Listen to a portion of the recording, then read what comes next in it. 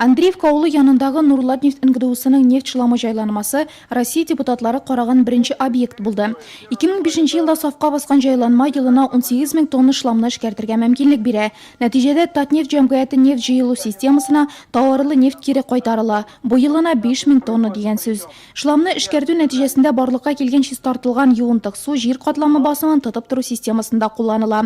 Каты калдыклар исә икенче мәртәбә эшкәртүгә җибәрелә. Шулай итеп җайланма икътисады яктан да отышлы, тирәк мөхиткә дә зыян салырга сәләтле факторларны юк итә. Объектны кызыксынып күзәткән депутатлар барлык НГДУларга да моны үрнәк итеп куярга була дигән фикер белдерде. При каждом НПЗ вот такая штука должна стоять. Обязательно должна. Если, значит, вот сейчас Ярославский, другие, третьи, или Московская область, там надо поставить, значит, вот это оборудование. Такой нету, значит, завод не принимает просто эксплуатацию. Да? Нефтчеләр ярдәме белән авыл эчендә торгызылган суны чистарту җайланмасында исә депутатлар табигатькә һәм кешеләр сәламәтлегенә файда китерүче җайланманы карап кына калмады, суын да авыз итте.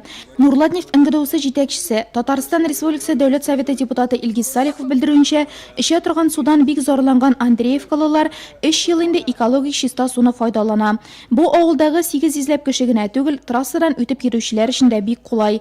Табигый ресурслардан файдаланганда төбәктә яшәүчеләр сәламәтлегенә зыян китермәү Нурлат нефтчеләре алга сөргән лозунгларның берсе. Моны Россия Федерациясе Дәүләт Думасы депутаты, Углеводород Шимал буенча ярдәмче комитет рәисе Фатих Сибагатуллин да ассызыклады. Шушы нефть калдыкларын чистарту да, эшкәртү дә һәм файдалы итү дә шушыны оештырдылар. Бик яхшы эшләр бит инде безнең нефтяниклар. Безнең киләсе 100 елга нефтебез бетмәячәк Татарстанда һәм Нурлатта да. Менә безнең максат шуларны карау иде.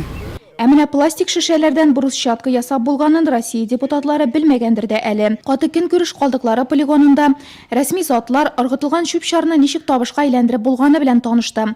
Пыялы шешәләрне җыеп урнаштыру, картонны макулатурага тапшыру, вакланган пластик шешәләр йомычкасына кым кушып тротуарларны түшәр өчен плитәләр ясау тәҗрибәсеннән канәгать калды алар.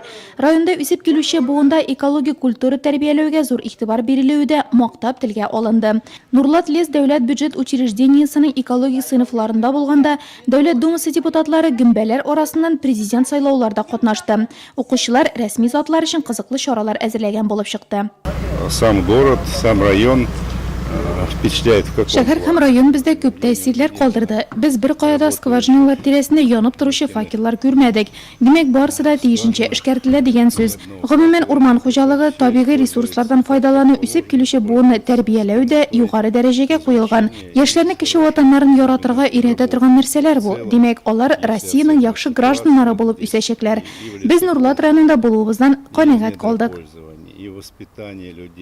Эшлекле визит барышында депутатлар Камы аръягы һәм Нурлат шәһәре тарихи региональ музеенда, Ледок Быз сараенда, Марат Хуҗин исемендәге спорт комплексында да булып киттеләр.